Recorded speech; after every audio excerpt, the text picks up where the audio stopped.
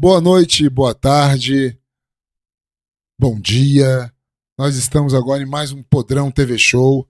Queria agradecer a todos, todas e todes que vêm acompanhando o nosso podcast, vêm colocando várias afirmativas legais, vêm sugerindo, inclusive, dando sugestões. Achei muito legal essa participação do público.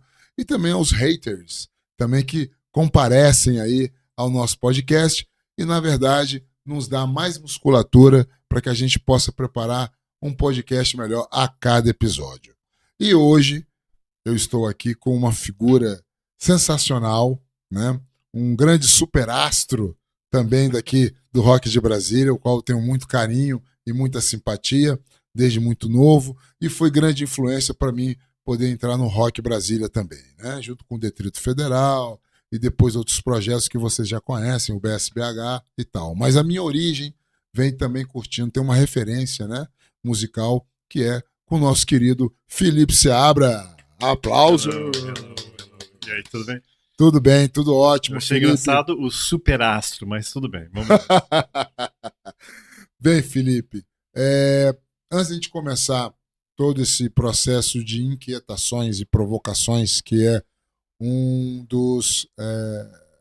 das características fundamentais do nosso podcast, que inclusive, antes de eu começar a fazer essa pergunta para o Felipe, eu quero deixar bem claro que o podcast Podrão TV Show também tem uma grande assistência, não só técnica, mas também na parte estrutural do CGM Talks, né? O meu querido amigo Sérgio Toledo e também aqui o nosso filmmaker, auxiliar e técnico de filmagem, Ismael. A pergunta: da onde vem o nome Plebe Rude? Ok, bem, eu lancei o livro Cara da Plebe, né, que tá aqui, só para mostrar rapidamente, justamente para nunca mais ter que responder essa pergunta. Alright. O André cresceu bem, para quem a gente tem que voltar um pouquinho, né? Sim, sim, o Né? preâmbulo. O André, o baixista, né? Claro, né? O grande fornecedor de discos pra galera, né? Sim, sim, O sim. norte musical do pessoal aqui em Brasília. Era a coleção de discos dele. Que ele tinha, Eu mesmo ok. já tive pegando parte daqueles discos do baú dele para gravar. Ele veio em 80, ele chegou em 1980. Acho que a mãe ou o pai, eu acho que a mãe tá fazendo mestrado na Inglaterra. Aí ele tava lá nessa época explosiva, assim, né? E aí ele viu tudo, cara, todos os shows. Eu acho que com exceção do Sex Pistols ele viu tudo, né? E o que aconteceu? Aí ele veio pra cá, né? Aí me apresentou o punk, né? Que a gente era vizinho. Eu com 13 anos de idade, mudou minha vida pra sempre, você sabe muito bem. Sim. Aos 14 a gente montou a Plebe. E a gente ficou entre dois nomes, né? Ficou entre os Zulus e Plebe Hood. Os Zulus era interessante, né? Porque pô, as bandas que a gente gostava na época tudo tinha um artigo na frente, né? The Clash, né? Aham. The Ramones, The Sex Pistols, né? Uhum. E as bandas sem o artigo na frente, a gente não gostava. Não gostava mais, né? Porque virou punk, né? Led Zeppelin, Kansas, Boston, sabe? Era sem era sem o artigo na frente, né? Entendi. Então a gente estava mais para os Zulus. E tinha, hoje em dia teria dado um problema terrível. Mas você lembra do álcool Zulu? Tem dois tipos de álcool. Tem álcool Zulu e álcool zumbi, O Zumbi eu conheço. né? Aí tem um africano lá extremamente caricatural, né? Hoje em dia provavelmente seria proibido, mas era década de 80. Então Sim. esse é o logo da banda, cheio de argola, né? Ainda bem que a gente escolheu Plebe Hood. Ok, e da onde vem Plebe Hood? Plebe Hood é um termo que o Stanislau Ponte Preta, que era o alter ego do Sérgio Porto, Sim. cronista, jornalista, Sim, sim. boêmio, e ele ficava chamando, né, assim, provocando, né, a High Society carioca, sempre chamando de Plebe Hood, Plebe Ignara. Tem uma música também, que a Gal Costa, ficou famoso na voz da Gal Costa, enquanto a Plebe Hood toca na cidade, né, que é chamado Café High Society, por sinal. Sim, sim. E então a gente ficou entre esses dois nomes, mas o que consolidou pro André é que o tio dele, lá em Curitiba, ficava chamando ele, seus plebe hood, plebe guinara. Aí ficou, né? Mas Que são legal. duas palavras não muito comuns no vernáculo, né? Sim. Plebe e rude. Então, isso causava muito problema, assim. Eu não tô brincando, até hoje causa um pouquinho, porque ninguém consegue escrever direito. A gente ia fazer um show numa festa da Grife Zump, que eu acho que nem existe mais, né? Não, eu Né? acho que Vai não. fazer os. Não, mas isso é quando era Sim, bandinha, assim, sim, né? sim, Né? sim. E ninguém conhecia. E aí escrevi um Plebe Rouge. Rouge, né? Com tipo Rouge. Aí quando a gente foi fazer um show no Paraná, Pleb e Hood. Aham. R-U-D. Então, como se fosse uma dupla sertaneja. Então, ninguém acerta. Mas é um nome legal também. Tem muita gente que chega pra mim, muito metaleiro, fala assim: talvez vocês não sejam a melhor banda do Brasil, mas vocês têm um nome mais legal. Já tá, pra mim já tá bom. Não, e tem tudo a ver, né, com o nome de uma banda que na época inicia-se ali bebendo a fonte do punk, porque Plebe Rude, né, um nome anarco pra caramba, né, eu acho sensacional, já era utilizado já há muito tempo. Se você pega a história da humanidade, você vai encontrar em várias sequências de vários momentos de movimentos e doutrinas sociais que foram questionar o governo vigente na época, eles eram chamados de a Plebe Rude. Yeah. Né? Vem até na época do Império Romano, você vê o Senado, a plebe rude, esse nome.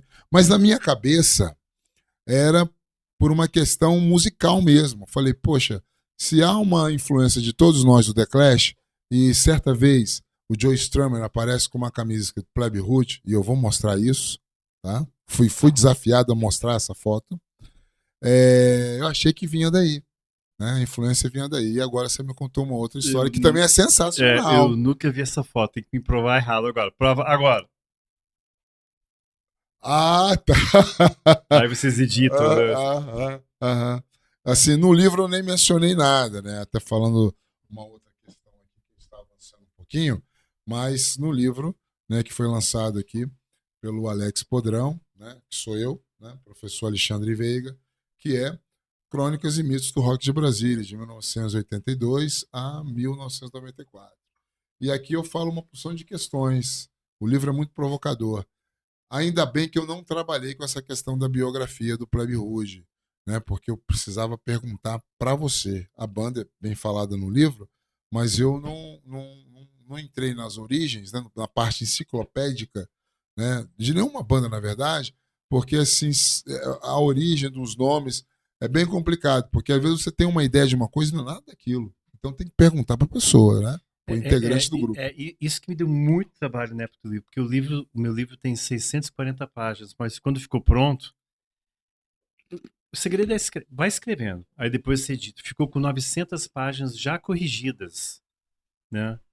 Aí não deu, mas era muita história, então a gente teve que cortar talvez uns 240, 300 para poder encaixar numa coisa mais palpável. E realmente nem a biografia do Obama é desse tamanho, né? Eu até Né? comprei a biografia dele, 50 anos, aquela 50.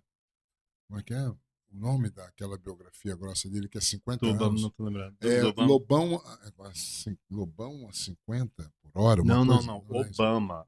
A do Obama. Desculpe, pessoal, uma correção técnica. É. Obama, o ex-presidente dos Estados Unidos. Yeah. Aí você falou que você não entrou na biografia dele, você Não, não. não, não. Bom, a gente pode. Vocês vão editar isso, né? Depois Né? a gente Aí para falar dita. assim. Cara, ficou com 900 páginas, assim, nem a biografia do Obama é desse tamanho, né? Aí Aham. eu comecei a sentir uma coisa, bem, é, não que eu seja um contador de história, assim, mas eu tava sentindo que aquelas histórias da época não estavam sendo contadas e as poucas pessoas que poderiam ajudar nisso não estavam lembrando. Então eu entrevistei quase 100 pessoas pro livro, né? Tô brincando não. 70% não lembrava de nada, né? E o livro fala sobre isso um pouquinho. E por quê? Aí são vários fatores assim. Mas no geral assim, teve algumas poucas pessoas que eu entrevistei completamente fritos assim. Não sobrou nada. Não. Não me ajudou em nada. Assim, eu tenho um agradecimento, obrigado. Porque eu precisava tirar a dúvida que, mais uma vez, como você tinha falado, como é biografia e autobiografia, e eu estou falando de muita gente, e muita gente nativa ainda, Sim. você não pode errar. É. Não pode errar uma Sim. vírgula, não pode errar um sobrenome, não pode errar uma data ou cronologia. Então isso me estressou muito na finalização do livro. Mas tá aí, ficou muito bom. Eu acho que a narrativa tá muito legal. E as pessoas gostaram tanto que começaram a duvidar que eu tinha escrito sozinho. Por quê? Né? Assim, às vezes eu acho que eu até boto isso no livro, a visão das pessoas de fora é que o Rock de Brasília é um bando de pessoas medíocres mamando no Renato Russo, sabe? Bem, eu não posso falar pelos outros, mas não olhe pra Plebe não, cara. A Plebe sempre fez seu lance. E, pô, eu sempre li muito eu escrevo muito, porque várias coisas, né? Tem meu programa de rádio, 5 anos, que toda a redação é minha. Tenho Programa de rádio é onde, Felipe, que você é na faz? Rádio 104,7 FM, Rádio Justiça. Ah, que Bem legal. adequado. Então Uhum. 8 da noite, sexta, sábado, domingo, Ah, né? que legal. Yeah, 8 da noite, sexta, sábado, yeah, domingo. né? Que ótimo. E vai fazer 5 anos agora no ar, né? Hum, Então é isso. E as letras da Plebe são todas quilométricas, né? Porque a gente está vindo do disco Evolução da Plebe, né? E o disco Evolução é um disco duplo de 28 faixas. Quer dizer, a Plebe sempre faz tudo ao contrário. Numa era que as pessoas lançam um EP e um single e olha lá, a gente chega com um musical duplo, né? Com 28 músicas, sendo que duas delas têm 10 minutos, né? esse novo trabalho fonográfico de vocês é o 40 anos do Não, Concreto de não, não. Rachou? É outro projeto, é Esse é outra outro coisa. projeto, é. Queria que você falasse A depois um evolução pouquinho. saiu bem na rabeta da, da pandemia. Que foi, e é triste isso, porque 2019, 2020, a gente estava preparando, né, e a gente até entrou em contato com o Jarbas Homem de Mello, que ele é o Mr. Broadway Brasil, né? Hum, Talento, um diretor, ator, sei, né? Cantor, sei. fantástico. E a gente estava preparando para ele dirigir o espetáculo, mas aí veio a pandemia, lascou tudo. Aí o segundo volume a gente lançou no meio da pandemia, então você já sabe como é que é, né? Uhum. Infelizmente. Mas o trabalho está aí e a gente ainda acho que a gente ainda vai conseguir encená-la. Mas é muito interessante porque de 28 músicas, aí tem coisa orquestrada, assim, é um trabalho muito sério. Ele narra a evolução do Homo sapiens a partir do despertar da consciência. Então ele começa uns 150, uns 200 mil anos atrás e Sim. vem até agora. E através de 28 músicas, né? Bem a plebe, né? Pretensão é apelido, né? Para poder narrar essa história. Mas tem coisa, claro, tem rockão, tem muita coisa setentista, engraçado. Ah, Tem interessante. muita coisa, tem uns momentos meio progressivos, assim, que remetem a um Deep Purple, sabe? Mais trabalhado. Tem coisas orquestrais. E tá saindo por uma gravadora ou do próprio Bolso Não sei, Produções? isso eu nem sei, né? Porque hoje em dia tudo acaba nas plataformas, né? Nas redes e tal e tal, né? Hum, E o que está saindo agora por gravadora é a reedição do Concreto já Rachou. isso, ótimo. E isso está vindo agora no meio do ano, né? Porque a Plebe vai fazer 45 anos dia 7 de julho, Porra, que é um Barrudo e Trito, aniversário. hein? A gente tem É, 43, vocês são é, mais velhos, verdade. 47.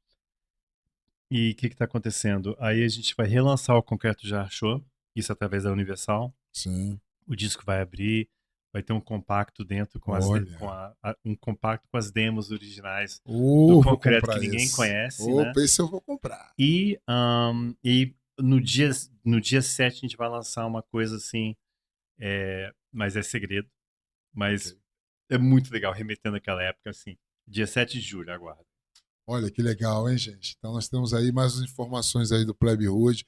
E eu acho que eu avancei demais, porque lá no início a gente estava falando das influências discográficas, né? Da onde o meu querido amigo André X, André Miller, manda um abraço para você do coração.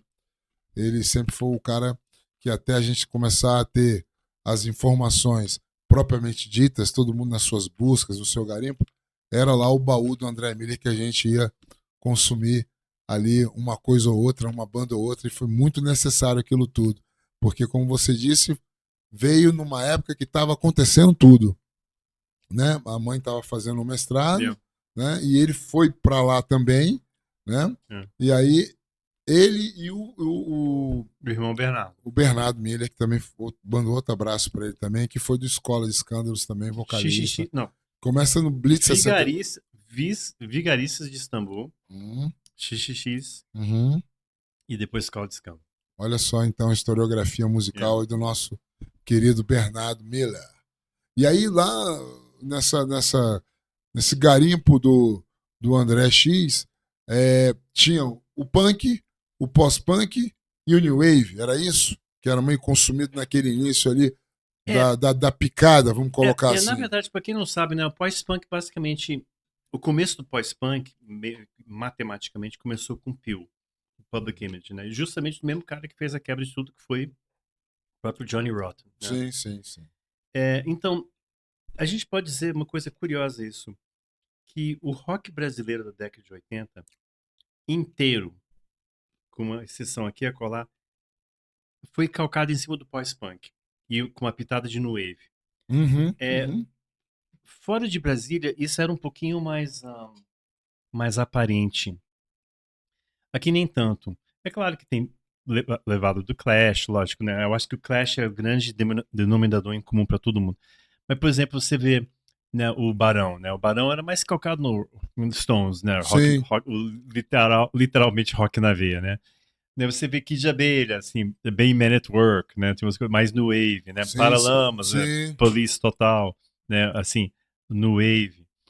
Em São Paulo você tinha o Ira, né? Jam total. Aham, aham. No comecinho, depois encontraram sua cara, mas era bem Sim, jam, sim, sim. né? Meio da jam. Os Titãs no comecinho era bem no wave, depois virou punk, né? Mas era Mas aí começou, são dois discos específicos, né? yeah. É o Cabeça de Dinossauros e Jesus não tem Não, é dente. que Depois virou o punk, né? Mas anteriormente era bem, bem New yeah, Wave. assim, super no wave, o Super visual, New assim, Wave, né? tudo, é verdade. Quase com umas coisas meio quirky, assim, tipo Divo, não sei o que, né? Sim, sim, né? sim. E então isso era um pouquinho mais aparente em São Paulo, da galera. Aqui em Brasília não, era uma mistura. E eu não sei, é, talvez pelo fato que a gente conseguia tudo em real time antes de todo mundo. E por quê? Por causa dos malotes diplomáticos. Porque tinha a famosa turma, e a turma, né, Sim, TCH, né, urma, é a maneira que o Renato falava carinhosamente da galera que circundava as bandas, né? A turma, sim, né? sim, E, sim. e da onde saiu a Santíssima Trindade do rock de Brasília. E esse pessoal, alguns eram filho de diplomata, e a gente conseguia, através dos malotes diplomáticos, discos e fitas e livros na hora. Eu lembro que eu consegui o disco do Depeche Mode 4 dias, uma semana depois que foi lançado. E o pessoal de São Paulo tinha que passar pela alfândega, demorava, sabe? Então a gente tinha um contato maior. Então, Sim. talvez por ter esse contato mais direto, e a gente usava o pós-punk como ponto de partida. Ninguém imitava ninguém, né? Uhum, sim. Era o ponto de partida para a gente encontrar nosso próprio som. Talvez no nosso caso aqui em Brasília, que as bandas pareçam menos com a fonte. Talvez são mais desencostados do que outras bandas pelo Brasil. Talvez seja não que seja ruim ter uma influência. Todo mundo tem influência, lógico. Não tem como Claro. fugir disso. Mas não tem como dizer, você ouve o plebe e não tem como dizer o que é. Ah, Sim. não, esse aqui é Clash. Não, tem pitadas, tem uma coisa. A minha pegada de guitarra total é Pete Townshend, do The Who, que talvez foram os primeiros punks, mas isso é outra história, né? Sim, sim, Então é sim. uma coisa de pegada. Então aqui em Brasília, pela aquela relação incestuosa, todo mundo tocando com todo mundo e sem condições nenhuma de fazer show e nada. Em São Paulo tinha estrutura já, você tinha algumas casas noturnas Sim, punk, né? sim, Aqui em sim, Brasília não sim. tinha nada, então a gente tinha criado. É. Então, como fomos forçados a criar esse movimento do nada e para ter lugar para tocar e para conseguir equipamento, talvez isso ajudou as bandas a encontrarem uma característica mais peculiar. Talvez seja isso. Eu também acredito nisso também, que esse elemento veio desse momento aí. Aí, inclusive, aqui no livro, né, que eu escrevi, eu fui muito cuidadoso em relação a isso aí, para não provocar questões mais emocionais. Né? Por quê? Porque eu vejo aquele movimento quando eu começo ali com 13 anos de idade, né, que eu sou levado por três mentores. os meus mentores musicais, que é o Luiz Kiss, né? E o Paulinho Lixo e o Carlinhos Elvis, que são 3 irmãos, né? E aí eu tinha 13 anos de idade, ainda brincava com Playmobil, Forte Apache, e Forte trazem, Apache. eles trazem informação da Mais Zona velhos, né? Franca. Eles são mais velhos do que Meio eu. tomando o papel de um irmão mais velho, Sim, meio né? tomando papel de Agora, irmão você mais tem irmão velho. mais velho? Não, tem irmão mais novo. Engraçado isso, né? É. Meu irmão mais velho era o meu norte até ele ir embora, mas até então era só rock setentista. E eu não tô Aham. cuspindo, não. A Aerosmith, Não, antes da farofa.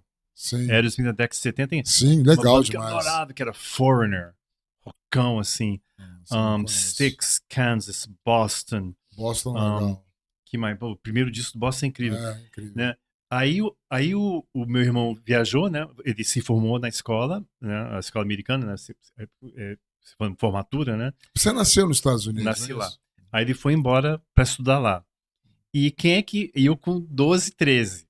E quem é que ocupou a lacuna do meu irmão mais velho? O André, da mesma idade, Olha com que uma coleção legal. de discos completamente diferente. Engraçado isso, né? Aham, Então o André é como se aham, fosse meu irmão. aham. Inclusive os primeiros shows da Mas dá Plebe. para notar a química de vocês, legal. Você Pois é, deve ser do início, deu para a perceber grande isso. diferença, para quem quer saber, assim, a grande diferença dos rock, Plebe, Legião, Capital, é que Plebe a gente não se odeia, né? É isso. Você vê as brigas, as picuinhas, e era tanta coisa que eu falei, sabe uma coisa, não vou descer por esse caminho, não coloquei as coisas no livro, porque não é um livro, não é tipo Lobão, tudo rançoso, que eu odeio todo mundo, que fica puto com tudo, entendeu? Eu sei, eu Right? sei. Não tem esse ranço, né? Então eu preferi deixar do lado de fora. Então o André é o meu companheiro, a gente eu toquei num show agora, a gente fez Barretos, né? Mas Barretos Moto Clube, Moto Week Barretos, algo assim. Não era, Sim. não era Barretos sertanejo, que lá eu fui excomungado de lá. Ah, Isso a eu gente não toca, também, se botasse o né? pé lá, E ia ser imagina, né? excomungado também. E aí foi a gente chama de prima porque a nossa vizinha, quando a gente mudou para o Lago Norte, em 76, a gente tinha uma vizinha a gente chamava Chenoy, que era bem mais velha que minha mãe. Sim. A gente chamava de tia. Então, eram os netos dela que a gente brincava, porque o Lago Norte não tinha nada. Era só mato, assim, acho que na QI8, no nosso conjunto, era a única casa que tinha, o nosso. E o resto era tudo mato. E a única casa que tinha lá era o dela. Então, a gente era vizinho. Aí, agora, anos depois, a gente se reencontrou num momento triste, mas na verdade solene, assim. A avó, a tia Noi, faleceu. E ela, olha só que incrível, ela faleceu faltando um mês para ela fazer 105 anos. Loucura. Agora, semana retrasada. Por acaso eu ia fazer um show em Barretos e ela tava lá, a neta tava lá pro show. Quer dizer, pro enterro. Eu falei, tô indo pra Barretos. Eu falei, pô, eu moro lá, né? Então ela foi no show. Então, vendo uma visão de alguém que lembra da Plebe do comecinho, né? Ela viu os shows bem no comecinho, Foods, essas coisas, né? Sim, eu Que era lembro, eu tudo, peguei lá né? também. Tudo, né? Aham. E aí ela não via há décadas, né? E aí ela viu o show de Barretos. Ela falou uma coisa que me marcou muito. Ela falou assim: cara, vocês tocam sorrindo. Vocês estão curtindo, sabe? E sim, claro, a gente tem uma mensagem, é muito sério que a gente fala, a gente acredita muito, né? Isso não muda nada. E tem uma contundência ali fundamental. Mas é uma coisa bacana, cara, porque a gente é amigo, é irmão, né? Sim, Então a gente vê todos os nossos colegas assim brigando, xingando, é litígio para horrível. todo lado. É, eu É um sei. pouco patético, na verdade. Eu realmente aproveito para pegar esse momento seu aí também para falar de experiências minhas, né? Muitas delas retratadas no livro, outras não, que é realmente essa parte horrorosa que das implosões das bandas, devido a questões de ego, questões de genialidade, questões de imaturidade, eu diria que seria o fator maior, Droga, né? né? E aí já vai para esse lado também, né? Dos vícios, é, dos delírios, né? Ficou uma coisa, é, em alguns projetos que eu passei, musicais, também ficou uma coisa um pouco difícil da gente conviver, né? E é um dos fatores também que colaborou para que o rock de Brasília também viesse a cair no declínio Uhum. ali ao final meados da década de 90. Que eu vi muito isso. Eu tava fora do Brasil nessa época, né? Sim, Mas, cara, o que eu lembro, cara, era tanta não é, cara? maconha, mas era tanta maconha, sabe? sabe? Eu acho que os Raimundos só conseguiu dar certo mesmo pela visão do Fred, né? Porque o Fred é mais centrado, mais Sim, caretão, assim. Porque sim, sim, pela madrugada, gente, sim. né? E a plebe, infelizmente, tinha um lado desse, né? Então, meu livro aborda isso, mas eu abordo de uma maneira elegante. Mas não tem como fugir da verdade, né? Sim, claro. E é uma pena porque tem um momento muito bonito do Renato, eu meio me despeço do Renato no livro, né? E eu fui o único da turma, né? A me afastar do Renato, né? Porque eu não a minha carreira nem repertório dependia do Renato, né? Sim, E eu vi assim nessa época, assim, é tipo síndrome Michael Jackson, Elvis Presley agora com o orangotango presidente americano, que eu nem citar o nome daquele babaca lá, sim, por né? favor. Né? É, ninguém diz não, né? Ninguém dizia não pro Elvis, né? Porque se dizia não, você ia ser despedido, né? Sim. Eu quero um médico assim que assina, eu quero aí Aham. tem o médico particular. E o médico, cara, eu não posso, não sei se eu posso ficar ali receitando essas coisas. Tá despedido. Mas vai ter outro. Michael Jackson, pô, Michael Jackson, eu sou maluco, virei um freak, eu não consigo dormir. Então eu preciso eu tenho que tomar Ibropofol, que a gente usa para sedar para colonoscopia. Eu preciso toda noite para ficar sedado, né? Aí o médico mais ético, não posso fazer isso. Tá bom, tá despedido, próximo, entendeu? Né? Então é a mesma coisa, ninguém dizia não pro Entendi. Renato, cara. Renato com aquelas Uhum. doidas, então, bem, olha como terminou, né? E é muito Sim. triste, eu falo assim que o Renato foi a pessoa mais triste que eu conheci na minha vida. É Renato era meu mesmo? amigo, solitário, que só, sabe? Bem, é isso. Mas como eu não dependia, né? Todo mundo em volta ficava com o cu na mão, assim, não pode contrariar. Não, cara, eu não quero isso pra minha vida, não. Esse clima ruim, assim, É, né? é. Aí eu me afastei. E aí no livro eu abordo isso, mas tem um momento Sim. muito, muito bonito, assim, é meio emocionante, assim. Porque Uhum. no fundo, eu acho que o Renato é um cara que queria amar e ser amado como todo mundo, né? Sim, sim. E é uma pena, né? Porque aquela obra, essa obra incrível, esse talento todo, né? Pra ser miserável, não é melhor ser assim, não ser gênio, né? Não ter essa genialidade e ser feliz, né? Será que tem como conciliar, né? Talvez que a vela, né? A chama que brilha duas vezes mais forte, queima duas vezes mais rápido. Não sei, mas é um pouco triste. Mas não é só isso, não. O André Petrolios era muito próximo do André Petrolios. O André Petrolios era o amigão do André Miller, né? Do Uhum. André X da Plebe, Uhum. O overdose, sul-africano, né? sul-africano. E olha só, você vai gostar disso. Eu conheci o líder daquela banda Red Cross, O Red né? Cross, E claro. eu fiquei um tempo lá em Los Ah, Angeles e a gente passou uma tarde junto, né? E o pessoal, né, claro, ele fumando pra cacete, eu só na minha cervejinha. ah, Cara, um ano e meio depois morreu de overdose. Daquela mesma casa que eu fui, né? Olha que loucura isso, né? Então tem um momento que eu falo assim, coisa de drogas, e eu não prego, né? É muito simples, né? Muito cedo eu fui apresentado a tudo isso. eu A- também, de a- a- forma muito aos, precoce. aos 13, eu abria show do Aborto Elétrico já com minha primeira banda chamada Caos Construtivo, né? Caos E construtivo. era um pessoal da escola americana, então a gente chamava de Constructive Chaos. Mas quando a gente tocava fora da escola, tocando, abrindo para Aborto Elétrico, era Caos Construtivo. Então muito cedo eu vi aquilo, benzina, o pessoal cheirando loló, fumando. Ou você se impressiona ou não, né? Eu já achava meio patético assim naquela época, né? Então, das duas, uma, ou você desce pelo caminho, ou você não desce. Eu não desci, é Perfeito. isso, né? Ótimo. Não que Muito bom. nós não sejamos assim doidos, É, assim, porque para fazer o que a gente faz no Brasil, você tem que ser meio doido, com certeza. mas sem artifício, é isso. Né? E o livro aborda muito isso e causou muitos problemas para a plebe, infelizmente. E interessante que você já está falando bastante sobre o livro e avançou em algumas perguntas. E, assim, nessa parte da turma, né? A gente vê o Plebe Rude, Capital Inicial, Legião Urbana, como você bem disse, é a Santíssima Trindade do rock de Brasília. Eu não sei, mas acredito que você tenha tido também informações do rock periférico, já o movimento de rock periférico já acontecia naquela época, Já, claro. né? O próprio Distrito Federal Claro. fazia parte desse rock Yeah. periférico, né? E um movimento genuinamente punk, Que é o que eu falo no meu livro, porque tem a turma que tem as influências de, e tem aqueles que realmente pegaram a bandeira e vamos em frente. E no livro, eu falo, acho que no último capítulo, penúltimo, que houve um cisma. Houve uma festa onde foi convidado esses da periferia, juntos com esses da turma, e eu falo que não é só a banda, é o público também, e houve um momento de discussão e cisma. Eu não sei se chegou essa informação para você detalhadamente desse momento. Um momento específico? Um momento específico.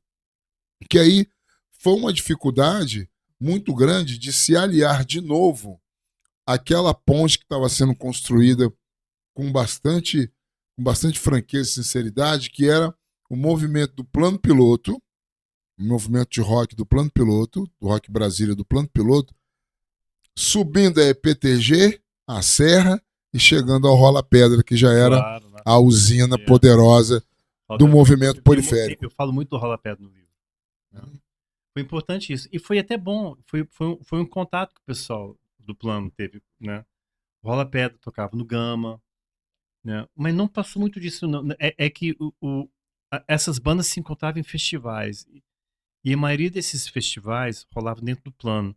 Mas às vezes havia ao ar livre em Taguatinga, às vezes. Mas você no não Gama. sentia essas impressões? Não chegava para você essas impressões? Não um momento específico, mas talvez tinha mas talvez a separação seja até geográfica, que era longe, cara. Sim. Assim, pra gente ir pro Gama, cara, era longe. A gente estreou Proteção no Gama, né? Foi a primeira vez que a gente tocou em Proteção logo após a emenda Dante de Oliveira ser recusada, né? E eu narro isso no livro. Aliás, se alguém tiver foto desse show, tem um momento desse show. Mas lembra, mais uma vez voltando, a banda era desconhecida. Assim, a gente já tava grande na cidade, mas longe de ter disco. 84, cara, nem. Sim. Quem tava com disco era Blitz do Rio, né? Do Evandro Mesquita. Isso que tava rolando, né? O New Wave carioca, mas não tava rolando pra gente aqui em Brasília, não. Mas o Plebe Hood lança o seu primeiro registro fonográfico em qual ano? No comecinho de 86. Porque o Rumores foi em 85. Exato, 85 é. E aí tem Legião Urbana entra primeiro, depois vem a gente, aí vem vocês, e aí começa. Capital e vai todo mundo. Aí teve um disco chamado Intocáveis. Isso que eu achava os Intocáveis. Intocáveis, que era um disco da Warner, que aí gravou, acho que o Zero, Capital, todo mundo gravou uma música, não a gente. Aí joga no mercado pra ver o que dá. É porque o rock brasileiro estava incipiente, né? Assim, da década de 80, lembra? O rock brasileiro vai até a década de 50, mas isso é outra história. Sim. E então as gravadoras estavam meio começando a ver, assim, e o nosso primeiro saiu a Legião, né? Mas lembra, Legião não foi estouro da Manada logo de cara. A gravadora não sabia que tinha. Sabia que tinha uma coisa barata para gravar. Porque essa é a grande diferença. E quando o rock brasileiro chegou, da década de 80, importante sempre frisar isso. A gente tocou no festival Rock Brasil 40 anos, né? E só com banda da década de 80, né? E o pessoal da década de 70, que a gente conheceu, o nosso amigo o Carlini, né? Que faleceu agora. Sim, eu vi. E o pessoal ficou zangado, porque a década de 70 era importante. Você tinha Made in Brasil, Casa das Máquinas, todo esse pessoal, né? Sem aquele embasamento, assim, de letras mais ácidas, porque era meio rock and roll. Isso coube ao rock de Brasília devolver pra MPB, mas a gente elabora isso, né? Então as gravadoras estavam vendo no que dava. Então lançaram a Legião Urbana, lançaram 5 mil cópias para ver o que. Aí eventualmente foi o estouro da Manada. Tanto que demorou a Legião ser o estouro da Manada, que o Concreto já rachou, foi disco de ouro antes da Legião. Então o primeiro disco de ouro do rock de Brasília é da Plebe. É claro que a gente foi atropelado depois, né, pelos milhões de cópias da Legião. Mas o primeiro foi a Plebe. Engraçado isso, né? Então eu estava sentindo o que vai pegar. Então teve Rumores, foi importantíssimo. Né? Agora o que me incomoda mais uma vez, cara, quando eu escuto, É que não tinha nenhum estúdio decente aqui em Brasília, cara. Era muito ruim a gravação, mas era ruim, parecia tudo lata, né? E esse disco, o Rumores, não foi nem gravado em Brasília, a gente foi pro estúdio Bemol em Belo Foi em Horizonte. Belo Horizonte, né? E É, mesmo assim, né? não deu Então, certo. é Detrito, Finis, Escola E Elite Sofisticada. e Elite, né? Porque é uma época que você mesmo sentiu isso, experimentou isso, de muita dificuldade em termos da estruturação do que é bom para fazer o rock. Porque o Brasil estava começando a se redemocratizar e foi uma avalanche sonora de tudo. Eu acho que quando você fala assim, o estouro da manada, não é o estouro só da manada de uma banda. É o estouro da manada de várias vertentes Sim, musicais. né? Né? Porque todo mundo estava ali reprimido naquela coisa moribunda, mas fazendo seus trabalhos, a gente, vocês, lá em São Paulo, no Recife, no Rio Grande do Sul, em Minas Gerais, todo mundo trabalhando, mas com aquela repressão gigantesca, que é o ponto que eu não sabia do movimento que estava acontecendo em Minas Gerais, eu tinha que ir lá ver. Eu fui em Minas e vi, estava acontecendo um movimento musical. Isso não sabia. São Paulo, por exemplo, quando a gente foi para São Paulo pela primeira vez, em 83, a gente não sabia. Eu cheguei lá, tava tocando Killing Joke na casa noturna, assim. Não é, cara? Eu virei pra onde é que. A gente não sabia das bandas. Não é uma coisa pretensiosa, mas a gente acha que nós éramos os únicos do Brasil que conhecia aquele som, né? Aí chega lá e tem esse universo inteiro, porque não tinha comunicação. Ninguém. Não aparecia videoclipe ou Não na aparecia televisão. videoclipe, né? A internet estava 30 anos longe, Não né? é? Então, Incrível, né? Eu incrível. lance de pegar, não sabia, não. Já existia um movimento forte em Belo Horizonte. O Recife já estava É. acontecendo um movimento legal. E eu conheci tudo isso em loco, indo lá, querendo visitar. Eu, como professor de história, queria visitar esses locais e ir atrás da história do Brasil.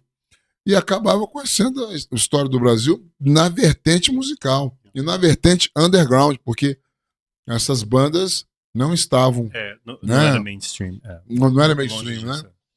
E continuando a pergunta, né? Você fala, né, que o seu livro ele também aborda essas questões biográficas e mergulha até em momentos mais, vamos colocar assim, espinhentos, né?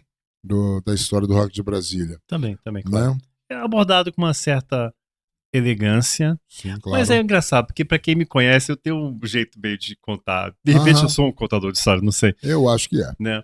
Mas tem uma maneira, assim, que é bem engraçado. E muita gente, muito fã que lê e amigo que me liga e fala assim, cara, eu escuto você narrando o livro. É você. Mas claro, eu que escrevi. Aham, Mas é uma maneira, aham. assim, eu estou escutando eu falar pro livro pra eles, que isso é bacana. Eu faço isso também, só É. que nunca concluo, porque aí tem um lado do Né? marketing Mas que, eu né? tava olhando aqui, mas é meio Saramago aqui, cara, porque olha só, viu? Adorei. Se comparar com o Saramago, sensacional. Deixa eu pegar um exemplo aqui, ó. Cara, o negócio. Aqui, ó, não termina, cara. Não tem para. É um negócio inteiro, olha aqui, ó. É, Depois eu que sou doido, né? eu vou narrando É, e eu acho que você também deve ter tido um revisor ou revisora, né? é. No meu caso, foi a minha esposa, que ela é professora de língua portuguesa, então ela teve um cuidado muito grande, porque ela pegou isso, uma narrativa que ela, como eram os historiadores gregos, assim, não tem parada. Você está com a ideia e você vai É. embora. Depois tem que ter alguém para fazer uma revisão, porque tem a questão ortográfica, que Claro, né? sempre a gente passa por O cima na negócio hora da emoção. é não ter filtro. Põe pra fora, pra quem Põe tá para escrevendo, fora. põe pra fora, depois você vai editando, né? E no meu caso, a gente pegou o Editor do Sul, né? Foi lançado nacionalmente pela editora Belas Letras, Sim. né? É, Ótimo. aí teve um editor lá do Sul que eu não quis ter contato com ele. Deixa ele entrar friamente e cortar, tal. Tem umas coisas assim, ok, umas coisas que eu lutava contra. Assim, por exemplo, um capítulo inteiro que saiu, né, esse teve que cair, né? Mas na verdade eu editei primeiro para diminuir, aí ele ajudou a diminuir para chegar a 640 páginas, né? Aí eu tive que cortar na própria cara. É um capítulo inteiro fala quando eu tive que me alistar pro exército. É uma história engraçadíssima, sabe? Né? O único punk lá, muito engraçado, mas teve que cair do livro. De repente um dia desse eu publico, assim, é Aham, muito engraçado. aham. Não dá para caber, cara. Eu Yeah, também cortei muitas histórias. Falei, yeah, cara, até porque para dar mais obras yeah. literárias falando desse mesmo assunto. Bem, a gente sai da Plebe Hood, da origem do movimento, falamos do livro e o nosso movimento de da memorabilia do rock de Brasília. Né? Como é que está esse projeto? Nossa, todo mundo tem seu projeto de pandemia, né? O meu era um projeto meio maluco, assim. Eu lembro que quando a pandemia começou, alguém me ligou assim e falou assim, cara, você quer fazer uma live? Mas como assim live? Não, porque eu vou cantar a música do James Taylor. Eu falei, o quê? James Taylor? Porque eu vou ficar confinado na minha casa. E detalhe, o James Taylor tocando violão, eu adoro. Mas tocar mais You Got a Friend, que é mais cafoninha dele, assim. Sim. Aí eu falei assim, não, um rotundo não. Tá maluco? Eu fiquei pensando, bem, eu tenho essa estrutura toda aqui em casa, tal e tal. O que eu vou fazer, cara? Porque eu tenho o estúdio, né? Sim. É o estúdio Daybreak. Vai fazer. Eu vou preparar um documentário agora sobre o estúdio. The Break. Daybreak. Daybreak. Daybreak. Era minha banda em Nova York, né? Eu lembro. Daybreak. Estúdio Daybreak. E vai fazer 25 anos, né? Já gravei 40 discos lá. Quem que você pode mencionar que você achou muito interessante gravar e que hoje também está na ativa? Pois é, e isso que é talvez um pouco a grande. Muita gente não está na ativa, né? E é um pouco difícil, pô. Vocês estão juntos há 43 anos, a Plebe está junto há 45 anos. Isso é meio um caso ímpar na história do rock. É verdade. Né?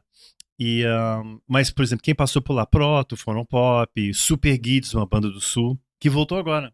Super Guides, grande banda. Los Porongas, uma banda do Acre. A Lucy and the Pop Sonics. Lucy and the Pop Sonics gravaram. Eu acho que gravaram uma música lá. Não cheguei a gravar disso. Bem legal. Aí Beto Só. Os últimos 5, 6 discos da Plebe, um disco inclusive foi indicado ao Grammy Latino. Certo. A trilha sonora, que eu trabalho com trilha sonora, né? Ninguém sabe esse lado erudito meu e nem pode saber. Tá bom? Você corta essa parte, né? Porque vão descobrir que alguém no rock de Brasília, alguém da galera da turma sabe tocar alguma coisa, aí não pode, porque é tudo punk, não pode tocar nada, né? Então eu trabalho com umas coisas mais orquestradas, assim. E o último filme que eu fiz, né, um longa-metragem, um diretor chamado José Barahona, de Portugal, eu fui convidado por causa da trilha sonora do Faroeste Caboclo. Eu tô sabendo disso. Faroeste Caboclo eu fiz para quem tem uma diferença, tem a música Faroeste, claro, que é do Renato, né? Tem o longa-metragem do René Sampaio e tem a música original do filme, né? Eu fiz a música original. Então, quando tem uma cena tensa, uma cena ou corrida de carro, algo assim, aí eu tô dando essa trilha sonora original. Ganhou o prêmio de melhor trilha sonora do Grande Prêmio do Cinema Brasileiro, né, lá no Rio. Então eu estava lá. Tem um momento muito importante no livro que fala disso. Eu ganhei meu Oscar, né? E então é o momento que eu tô sozinho no palco do Municipal do Rio recebendo o prêmio de melhor trilha sonora. E a reflexão que faz, assim, mas é muito legal, mas só no livro, né? E por causa do Faroeste Caboclo, eu já tinha trabalhado nos 4 filmes.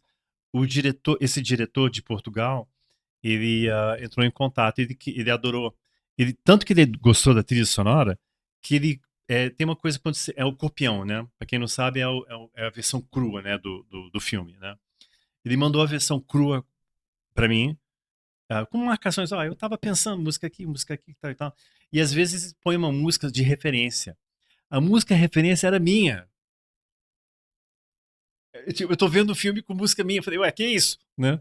Então, em cima disso, mas é claro, eu tive que pegar o clima, mas compor música original.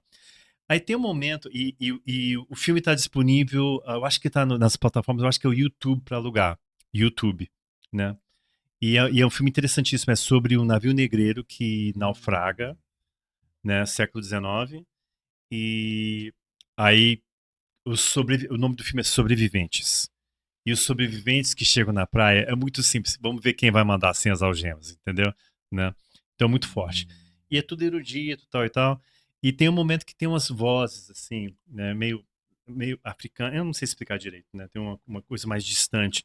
Que eu fiz muito em cima do disco Milton Nascimento Gerais, né? Que. Não pode. Punk Started. Pode falar? Pode, Milton claro. Nascimento, cara. Pô, é o Milton Nascimento, né? Sim, eu também sou fã eu brinco dessa cobrança que o pessoal tem em cima dos punks, né? Sim. Punk's Not Dead, né? Punk's Not Dead. Né? Aí eu fiquei pensando, cara, eu conheço a produção do Milton Nascimento. E não é que o Milton Nascimento gravou 4 músicas minhas? Aí eu brinco, Olha, que né? legal, Mas é cara. mais coisa, é um lado mais orquestral, erudito. Interessante isso. Então, aí eu brinco, eu ficava brincando com a banda. Tava feliz pra caramba, quem é que consegue trabalhar com o Milton Nascimento, né? Aí quando a gente tava no interior de Minas, ou interior de São Paulo, subi no ônibus da banda, né? Aí quero falar uma coisa. Ah, que Né? legal. E é muito legal. Aí eu brinco, o que que Wayne Shorter, Herbie Hancock e Felipe Saba têm em comum? Milton Nascimento, né? Eu não tô Ah, mentindo, tô, né? aham, Então é o aham. seguinte, então aí eu recomendo o filme Sobreviventes. Então todo esse trabalho Sensacional. eu produzo dentro do meu estúdio, né? E até tem uma foto no estúdio, né? E foi muito importante, porque quando eu conheci minha esposa, em 2003, a gente está junto há 23, 24 anos, Uhum. eu falei, caramba, eu vou ficar aqui em Brasília. Eu tava de mudança para São Paulo, mas eu vou ficar aqui em Brasília. Fiquei, mas para estar aqui em Brasília eu precisava ter uma minha oficina, né? É, claro. E como não tinha nenhum estúdio, eu não tô brincando, nenhum estúdio que atendia o que eu precisava aqui em Brasília, há 20, 25 anos atrás, eu resolvi montar o meu. E por quê? E agora sim você pode falar, pô, agora é um pouco pretencioso. Sim. Cara, eu morei 6 anos em Nova York, cara. Eu gravava no estúdio onde David Bowie gravou Let's Dance, onde Ramones gravou ah, na porrada de coisa, onde Veruca Salt gravava, onde Duran Duran gravava, onde Tom Verlaine gravava, sabe? Blondie. Eu Olha, tava mixando meu trabalho lá, a Blondie tava no estúdio do lado mixando. olha que Mas por que eu interessante. consigo essas coisas? Ah, malandragem brasileira. Eu chegava pro dono do estúdio. Lembra, esses estúdios enormes, que nem existem mais, é uma pena, né? Por causa de home studio. Aham. Imagine você manter um lugar gigante, com equipamento gigante, com uma tonelada de coisa, com aluguel de Manhattan. Então, muito fechado, é meio uma tragédia, assim. E eu peguei essa fase dos estúdios começando a ter perrengue. Aí na malandragem brasileira chegava, cara, é o seguinte, ó. É, é, se eu quiser fazer um lockout é quando você aluga o estúdio e fica fechado para você. Eu quero o final de semana inteiro, né? De sexta noite até segunda de manhã, fechado só para mim. Aí o cara fala assim: é $1.500, vem cá. Eu te dou $1.000 sem nota. E o cara, ok. Eu não precisava de nota fiscal, né? Então eu tinha acesso a estúdios incríveis. Aí quando eu mudei para Brasília, né, desculpa, mas eu tenho que, né? É que nem você se acostumar com a Sim, culinária, opção culinária, assim, que tem em Nova York. Pô, eu não consigo comer comida indiana decente aqui em Brasília, me dá uma raiva, sabe? E a mesma coisa com o estúdio. Então montei todos esses projetos, todas as trilhas sonoras, toda a consultoria, né? Porque eu sou consultor também. O Rock Brasília, do saudoso Vladimir Carvalho, sim, sim. o Somos Tão Jovens, que até a gente até apareceu lá como Eu vi, personagem, não sei eu o quê. vi, eu vi. Somos Tão Sessão da Tarde Jovens, mas isso é outra história. É, Então eu fiz isso no estúdio. E graças a isso eu consigo fazer todos esses trabalhos. Mas as pessoas falam assim: caramba, você deve ser rato de estúdio, você deve ficar viajando. Eu falei, não, na verdade, mas como você não fica compondo, não te inspira? Não. O estúdio é local de trabalho, trabalho uhum. sério e local de execução. Para executar essas coisas que eu tenho na minha cabeça. Agora, a fonte de inspiração, cara, é um violão, um caderno e uma caneta. Aham. Isso não mudou desde o comecinho, né, da plebe até hoje. Eu preciso de um violão. É claro que eu estou mais sofisticado, eu consigo montar orquestrações na minha cabeça, tal e tal. Mas eu não preciso. Então, para quem está pensando, poxa, mas eu precisava daquele microfone, eu precisava de um laptop. Não, cara, você só precisa ter inspiração, talento e um violão, assim, né, Concordo com cara? você, É isso aí. plenamente. Né? Então, esse é o lado do it yourself punk, que não mudou em nada. Sim, Né? sim. Do you it yourself. Né?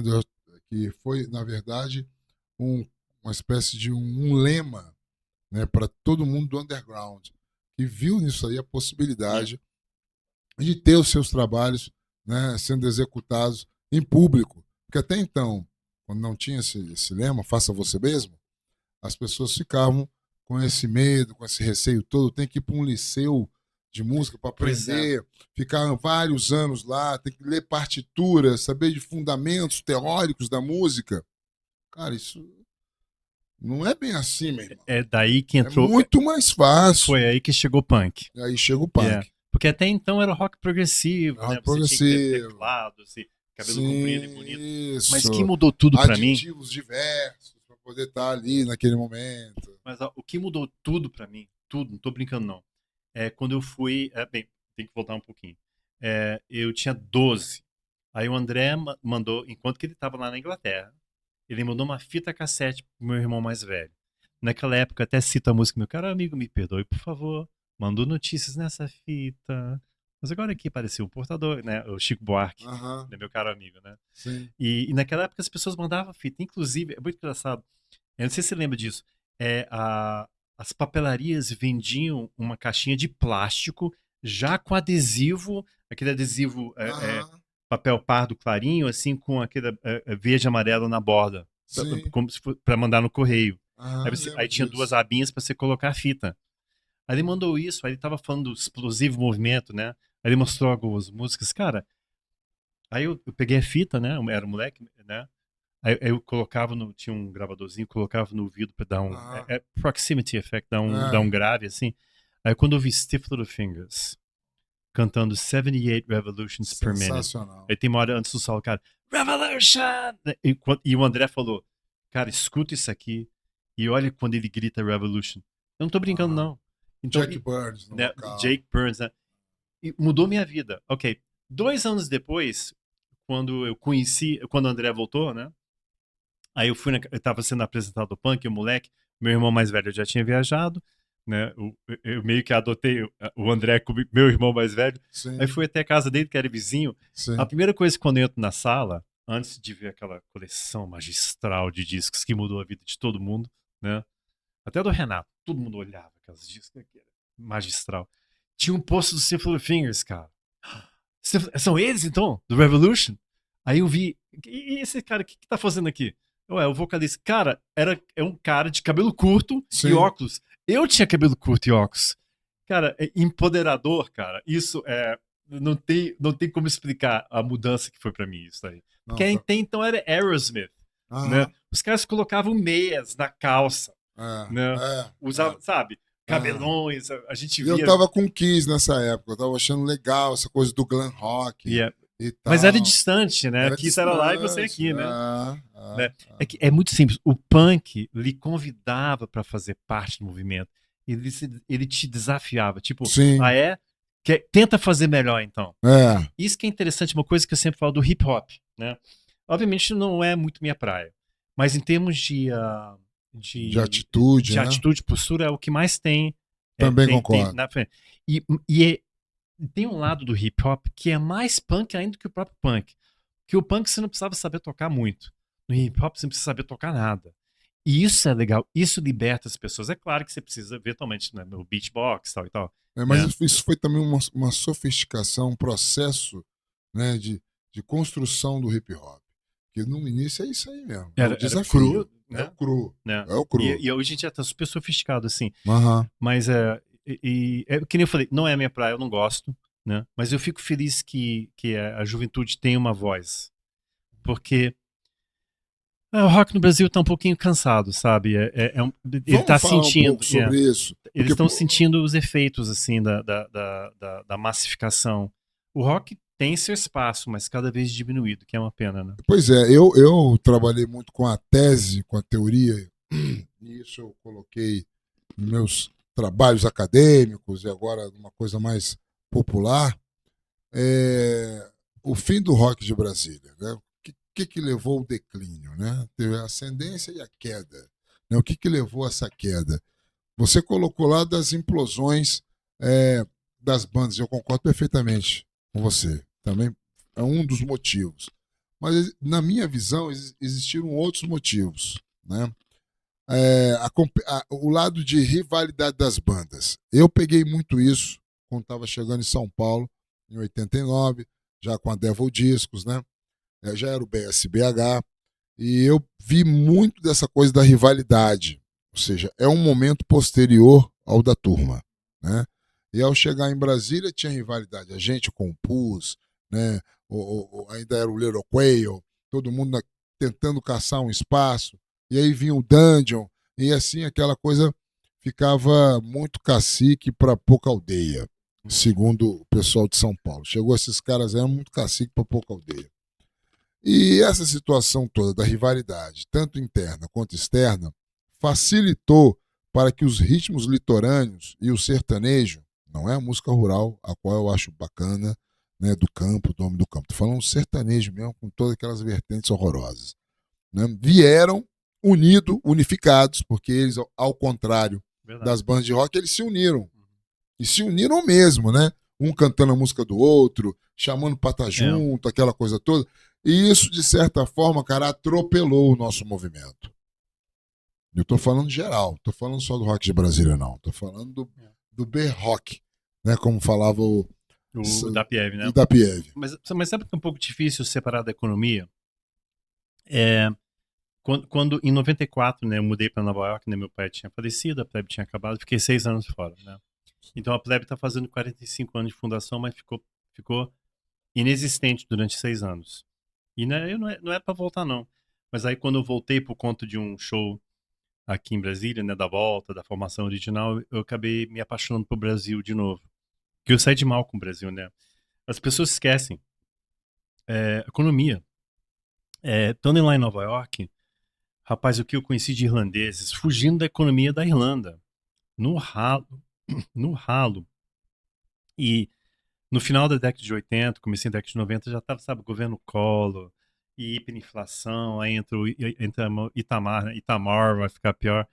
E aí, sabe, é uma coisa que eu meio que bloqueei na minha vida, mas para quem é um pouco difícil até alguém hoje em dia conjecturar assim. Inflação 3.000, 4.000% ao ano. Eu lembro que o meu aluguel subia 400% em 3 meses. 400% entre. E aí eu estava cansado disso. E claro, eu falo isso no livro. Inclusive, eu tive que ter um consultor econômico, porque é tanto plano mirabolante, né? Plano verão, plano Sim, Bresser, sim. cruzado, cruzeiro, Cruzado né? dois. Então, é um pouco difícil separar a economia disso, porque em 89, em 89, 90, cara, só sobrou Paralamas e Titãs. As outras bandas estavam tudo se lascando. Todos, né? E, e é uma pena. Então, o mercado já estava meio fechando, já estava, claro, essa invasão, né? E Então você talvez, adiciona também e essa assim, questão econômica, né? certo? Lembra que o Brasil, hoje em dia nem tanto, né? Mas naquela época, né? Pela empurra goela abaixo das gravadoras, você tinha seus momentos. Então teve um momento da lambada. Então tudo era lambada. Aí você ligava a televisão, lambada.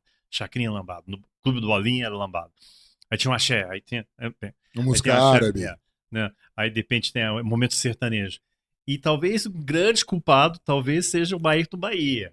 Que foi o Maírton Bahia que pegou, né, meu colega, um abraço, Maíto, Sim, mas ele conheço pegou o ele. Chitãozinho e Chororó e fez virar uma coisa mais palpável, mais cante, né, colocou aquele cinto tal e tal. Ah, E tem toda a máquina Polygram atrás, né? E aí não teve mais espaço para ninguém. Aí teve Sabadão Sertanejo lá da SBT, sim, não sei o sim, quê. sim, E o sim. rock perdendo seu espaço, né? Agora, voltando um pouquinho, o rock de Brasília talvez teve esse problema de ter, sabe, chamado precocemente da capital do rock. E por causa, claro, da Santíssima Trindade, lógico. Depois, né, depois Detritos, vocês gravaram, depois o Finis África, depois uma galera. Mas basicamente por causa das. Tá saindo som? Basicamente por causa da Santíssima Trindade. O problema é que nem todas as bandas tinham essa vertente. Vocês tinham, mas nem todas tinham. Então eu lembro que uma gravadora Warner lançou um disco chamado Rock Brasil Explode Brasil, Rock Rock Brasil Brasília, explode Brasil. exato, né? Da WA. A gente tocou na festa de lançamento, quer dizer, foi na Esplanada, foi o último show na rampa, depois começaram a empurrar tudo bem pro longe do Congresso, porque teve um quebra-quebra lá. Eu entro em detalhe no livro. E Sim. eu também entro em detalhe de como a gente conseguiu manejar e segurar os ânimos, ao contrário de um ano depois foi o quebra-quebra no Mané Garrincha. Aí já o Renato louco incitando todo mundo. Aí é maneira de você ver as coisas e o pessoal, todo mundo, claro, com o cu na mão em volta, não pode falar nada. Renato xingando todo mundo, ninguém falando nada, sabe? Isso é interessante você falar um Ninguém pouco disso falando aí. Como é que nada, foi cara. essas Impressionante. impressões desse, né, em várias aspas, quebra-quebra, incitado pelo Renato Russo? Não, não, a gente chega lá. A gente chega lá. Ok. Né? Então é a maneira de você lidar com isso, né? E nesse, e nesse disco que foi lançado pela Warner, tem uma coisa que me incomodou, mas não me incomodou por causa de autoria, ou por causa de. Não. Me incomodou que estava vendendo uma imagem falsa na capa do disco, né? Que você vai colocar agora, né? Na capa desse disco, você vê ônibus sendo depredados e acho que tem um camburão pegando fogo e tal e tal. Né? Porque o Rock de Brasília, o Contestador e tal.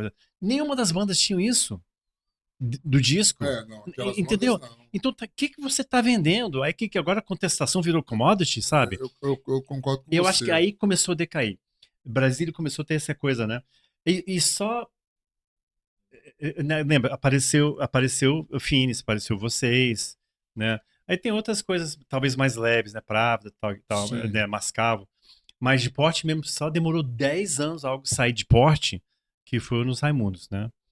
sim, E sim. isso, eu já estava meio indo embora do Brasil quando apareceu os Raimundos, Eu né? acho que foi o fim da coisa toda. O É. Raimundos e um pouco do Nativos, que pegava aquela coisa do reggae e tal, mas o Raimundos, como contexto de rock de Brasília, eu coloco isso no livro, eu já conversei isso com eles também pessoalmente, e agradeço demais, porque a gente foi lembrado no documentário deles, É. né, da Globoplay, achei Uhum. aquilo fantástico.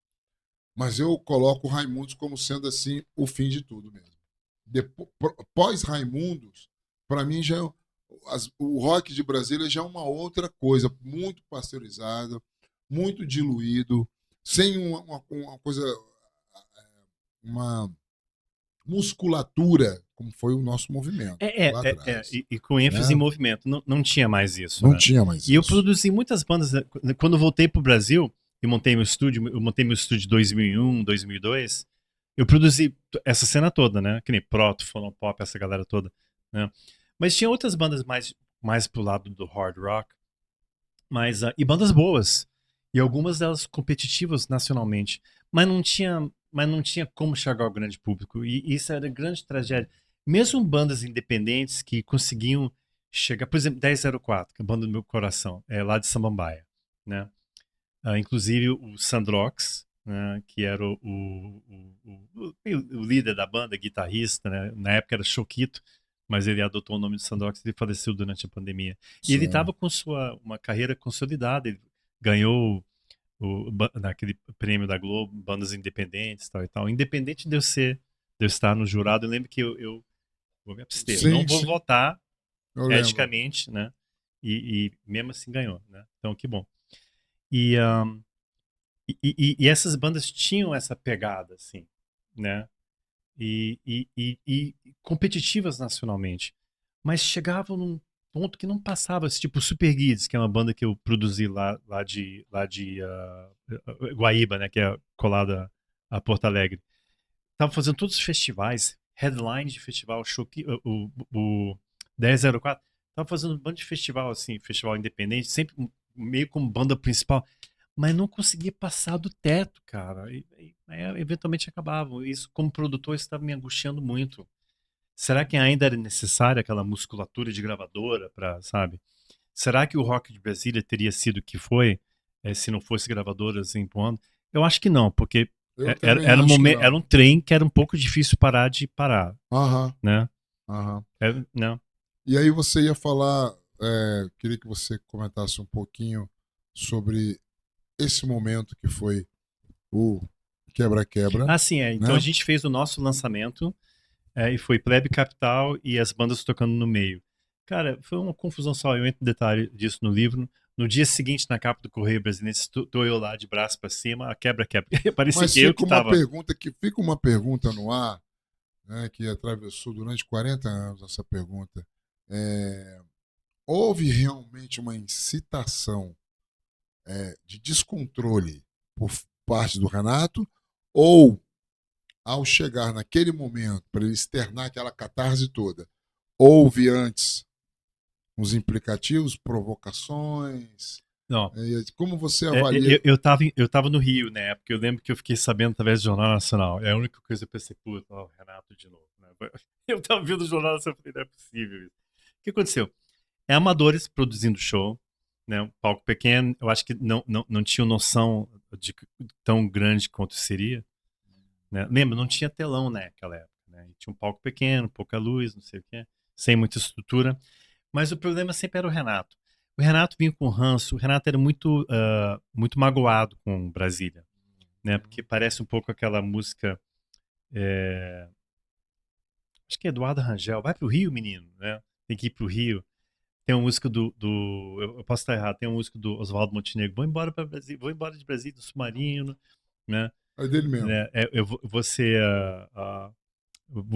eu vou ser estrela lá no Rio de Janeiro, né? Então era uma coisa que e eu entro em detalhe, muito legal. Tinha matérias de jornal e revistas na época falando do Rock de Brasília. E entrevista, tem uma entrevista aqui no livro com na época o não era secretário de cultura, era a secretaria de cultura tinha outro nome, fundação, né? Era Sim, fundação, né? Fundação Cultural. Ele explicando que não adianta se uma banda ficar, ele falando assim, se os Paralamas do Sucesso ficassem em Brasília, lembra, os Paralamas não são de Brasília, mas o Bill Apted se conheceram em Brasília, É, né? Mas ele fala assim, se os Paralamas do Sucesso ficassem em Brasília, eles teriam virado o para-choque do fracasso. Isso vindo do diretor da Fundação Cultural. Isso não, né, isso não é uma coisa muito boa pro resto do pessoal. sim, claro, com Então o Renato certeza. era muito magoado porque ele tinha que ir embora do Rio, aí voltou e quando a Legião estourou, voltou endeusado. Então ele estava magoado. Aí veio tudo à tona, né? Aí ele começou, Hum, aí situação precária, jogaram chinelo, aí dá aqueles discursos lá. Mas para a maioria das pessoas que estão vendo o show, como não tinha telão, não tinha nem como ter telão, não tinha tecnologia. não Não tinha, tinha, não né? tinha. É tudo Então você tá analógico. vendo um palco desse, tá vendo um cara desse tamanho e tá vendo alguém te xingar. Não sabe o que aconteceu. Aí lembra quando o cara. Aí um cara pulou nas costas dele, Sim, aí só foi gota parece. d'água, não sei o quê. Mas, infelizmente, o Renato era assim, né? E não ia acabar bem. Às vezes eu fico imaginando se o Renato tivesse sobrevivido, né? O HIV, eu acho que também não ia acabar bem, porque o Renato é uma pessoa muito destrutiva, assim, né? Como eu falei, era um pouco triste, né? Ver aquele talento todo e aquela Sendo. solidão. É meio Michael Jackson, aquela solidão e infelicidade. Falei, nossa, imagine quantas pessoas adorariam passar um tempo com ele, sabe? Que legal. E eu falo no livro, esse é um momento meio emocionante do livro, que eu falo assim, que o Renato não conseguiu usufruir da felicidade que ele proporcionava às pessoas. E aí, acabou. Morreu, acabou. Aí tem a briga do espólio e a briga de todo Porque ainda mundo, e um continua briga até com o outro, hoje, né? e fica brigando o tempo Brigando inteiro. o tempo todo. Agora a dupla que estava junto também Yeah. brigou, né? Saindo então um pouco desse contexto, né, um pouco angustiante, vamos colocar Yeah. assim, usar esse adjetivo, a gente vai para uma coisa legal agora. Que a gente estava falando lá atrás e a gente não conseguiu aprofundar. Uhum. O nosso Museu do Rock. Ok. Como é que está esse projeto agora? Como é que É, está é, o ânimo do, é, do meu querido Felipe Seabra em relação a vamos tudo voltar um isso? pouquinho. Era o meu projeto de pandemia, é que a gente deu uma desviada, né? Sim, sim. É, então aí eu comecei há vários anos, eu estava com um projeto que valorizava turisticamente o rock de Brasília, né? Mas eu nunca conseguia levá-lo adiante, cara, sabe? Aí eu chegava nas secretarias, assim, poxa, pô, eu morei em Nova York, né? Você passa pela Europa, você tá andando na rua e tem uma placa, né? Pô, aqui morou Gershwin. Pô, aqui que ele compôs Rhapsody. Uau, que legal.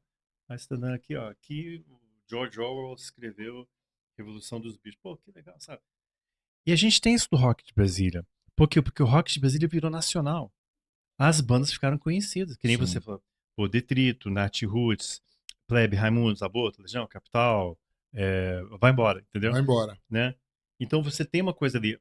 Infelizmente, é, turisticamente, você não pode fazer isso com banda desconhecida. Porque turista, por definição, é alguém que vem de fora. Uhum. Então tem que ter.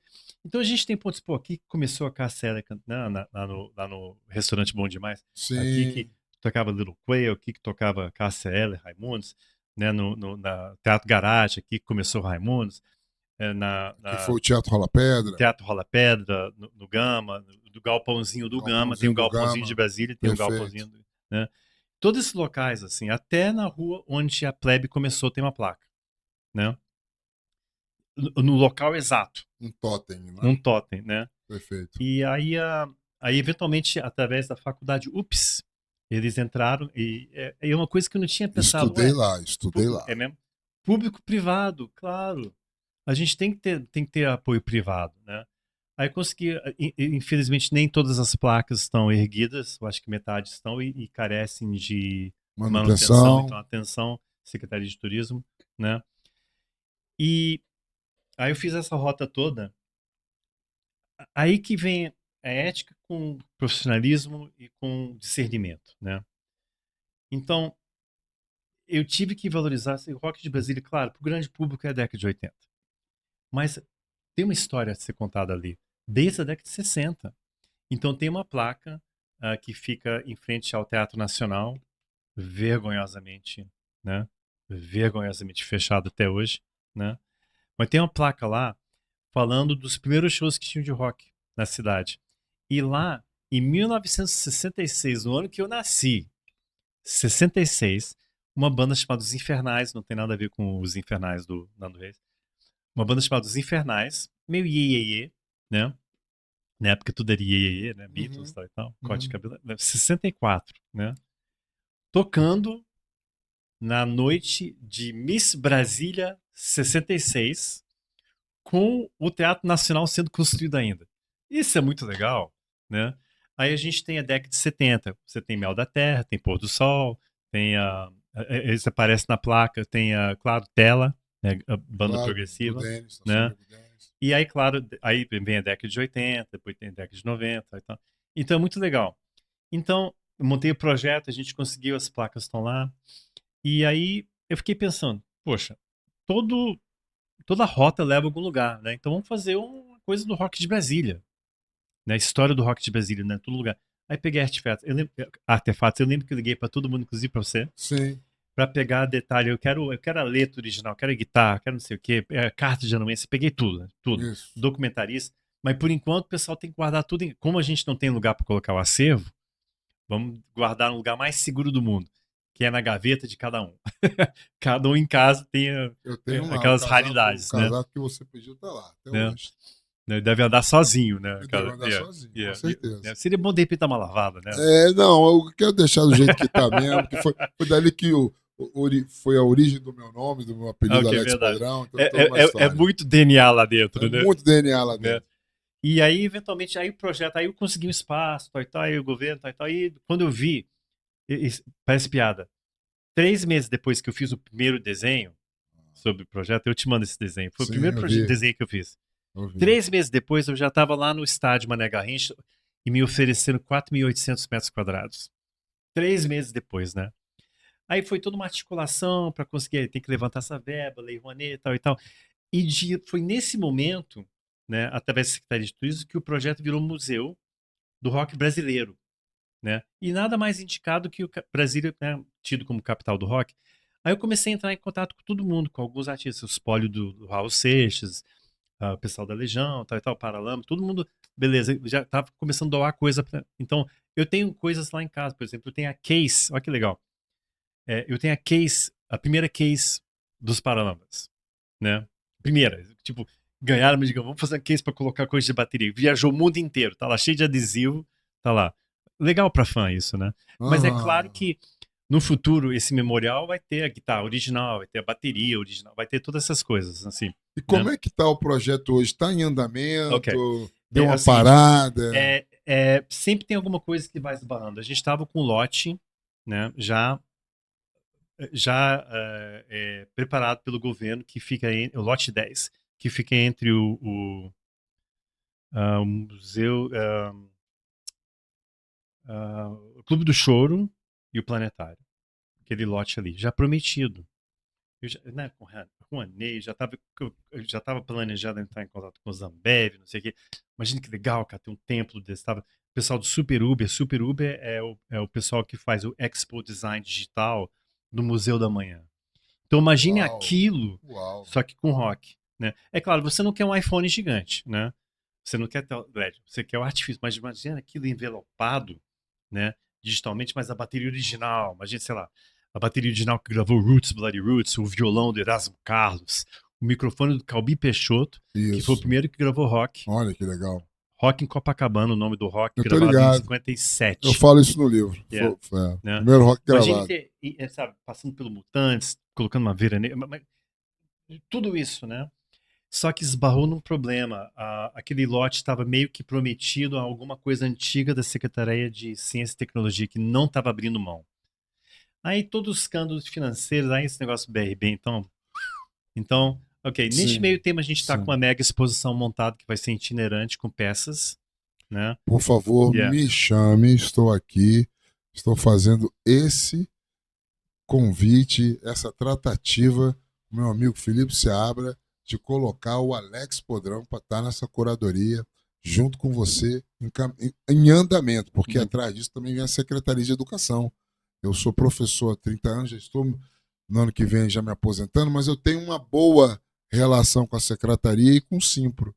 Né? Então, acho que também vale a pena também Ok. depois de pensar em adicionar, E porque pois é, porque educação e cultura, né? ele engloba tudo, né? Então, é Sim, Secretaria de Educação. Eu já tenho apoio de todas as secretarias de olha que educação. Eu legal. não cheguei a marcar uma reunião. Olha Não aí. sei se vai ser fácil, mas por quê? Porque é importante a gurizada, sabe? Claro, as pessoas do Brasil inteiro. Imagina o Capital Moto Week. Cara, todo mundo vai lá querer ver. Com Quem é que não certeza. vai, né? Quem é Então, que não vai? como polo turístico, Não sabe? é? Lugar de pesquisa, tal e tal, com uma Sim, livraria que não. sim. Estudantes pesquisando Exato. aquilo todo, a Agora gente imagine fazendo palestra lá naquele palestra, local. tudo, né? As possibilidades Tudo. são infinitas, assim. Agora Sim. imagine só, né? Você tendo crianças da rede pública indo para lá para conhecer a história. Eles vão ver, pô, artistas que lutaram contra a ditadura, E eu vou contra a estar fazendo censura, esse esquema né? da visitação. Como eu levo os alunos no Instituto Histórico Geográfico, eu vou levar no Museu do Né? Rock, Imagine que cara. legal, né? No meio da multidão, de repente, uma criança levanta os olhos, sabe? Uau, tipo, existe esse universo todo, esse material Aham. todo, esse embasamento, essa densidade, essa lucidez. E sabe aquela sertaneja que fica rebolando no anúncio de celular, né? Na Aham. televisão? De Aham. repente tem um mundo além disso, sabe? Né? E isso que é importante a educação, Aham. para mostrar que tem opção, que a gente não precisa nivelar, né, tudo por baixo nesse país, porque Aham. tudo é nivelado por baixo, né? Aham. Cansei, cara, eu detesto, cara, quando a gente viaja, quando a gente tem que viajar Brasil afora, a gente entra lá no Finger, né, que eles chamam de Finger, né, É o para dedo lá, chegar o no finger. avião, É, o né? finger. Aí tem o cartaz lá, assim, de celular, não sei o que, tudo sertanejo, né? Eu É. falei, Jesus Christ, cara, Aham. eu tenho que entrar no avião, eu tenho que ficar olhando para esse cara, né? Sim. Que droga Sim. existe? Claro, pô, tem vertentes no Brasil, mas tem outras realidades, né? Por E ainda favor. mais valorizando essas pessoas que, na grande, sabe, ajudaram, aumentaram a grande complacência nacional que deixou o Brasil virar o que virou. Isso que eu fico com raiva, né? Aí você vê esses artistas, jargão, pela Sim, madrugada. sim, Então, para mostrar para essa gurizada que tem uma opção. E o rock é importante, cara, porque, poxa, desde a década de 50, sim, cara, é em crônica, é em moda, é em literatura, é em sim, postura, sabe? sim, Até sim, automóveis, cara, pô, sim, né? sim, Tudo. E sim. então seria um grande templo, né? Vai ser. Tá andando bem, mas rapaz, mas sempre que esbarra esse negócio do baby, putz, cara, quando eu vi, É, não, isso vai tudo, me atrasar 2 anos, cara. tudo agora Yeah, teve uma ancoragem com essa história do BRB, yeah, né? Mas eu ainda vou ver todos esses camaradas presos pela justiça, porque eu confio na Polícia Federal, eu confio também nos nossos grandes magistrados que lá estão. Então, esses caras em breve vão estar em cana. Mas enquanto isso, a gente está mesmo esbarrando com tudo isso.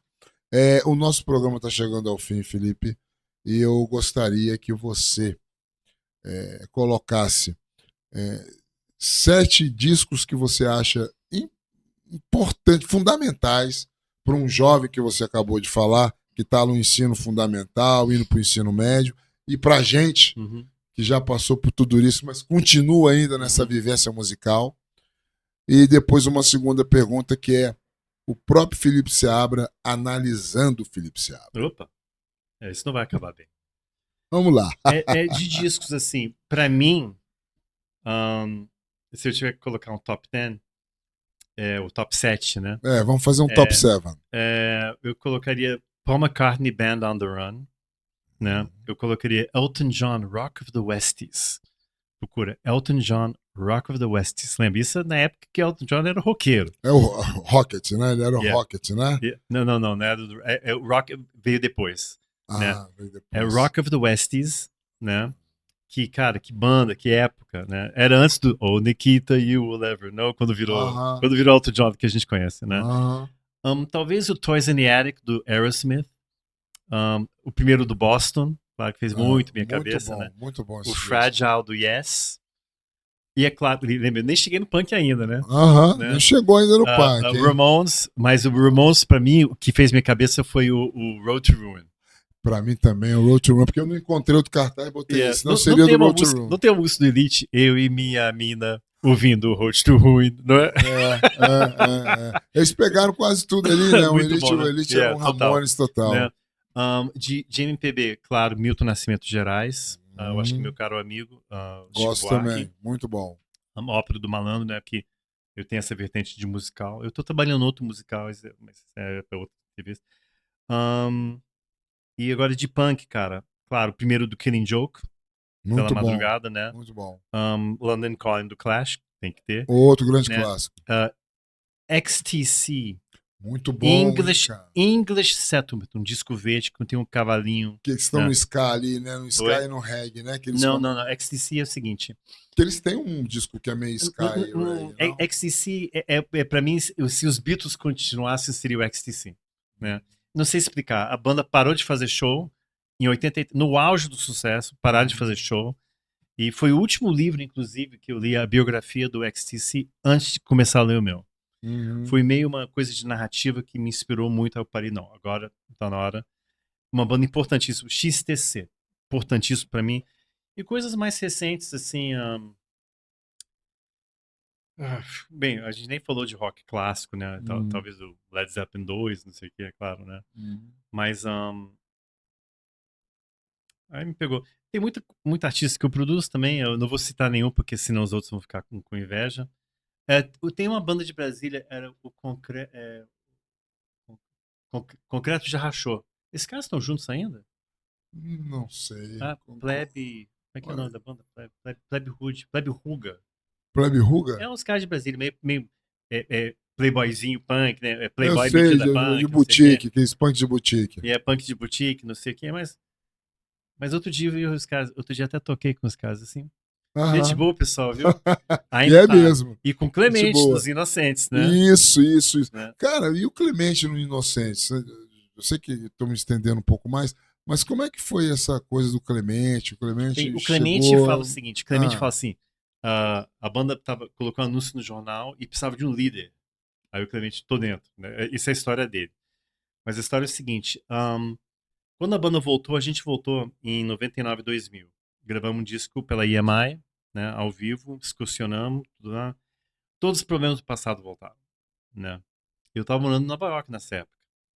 Aí eu falei, pô, cara, voltei pro Brasil pra isso, like, really, né? Todos os problemas voltaram. Então só ficou eu e o André, né? E a gente não sabia o que fazer. Tinha esse cavalo selvagem, sabe? Mas não podia fazer nada. Aí você tem uma Ferrari com 2 pneus furados. E vou fazer o que com isso, né? Aí, então a gente tava meio em limbo. Aí o Chochi começou a tocar bateria. A gente fazia show meio com um trio, tal e tal, não sei o quê. Sei lá. E lá pra 2003, eu fui fazer uma homenagem ao Clash, ao Joe Strummer, que tinha falecido em 2002, né? Então, mais uma vez, o Joe Strummer desce, né? E muda minha vida. Primeiro foi quando eu ouvi The Clash pela primeira vez, né? 45 anos antes. E aí me chega o Joe Strummer, ele faleceu, e do nada, assim, aquele clichê do rock and roll, o coração dele parou. não era drogado, né? Ele foi passear com o cachorro, não voltou, Sim, né? sim. Nenhum clichê do rock and roll ali, né? E aí eu fui fazer homenagem ao nosso amigo Mingau. Tinha organizado, então era eu, os punk velho, eu, Clemente Redson, saudoso Redson, Saudoso Edson. essa é engraçadíssimo. Supla, o nosso líder, o Supla, Grande Supla. e sabe que isso foi our leader, Supla, fala Supla. Aham. É o líder dos punks, Do né? Papito. É, o líder dos punks, né? Aham.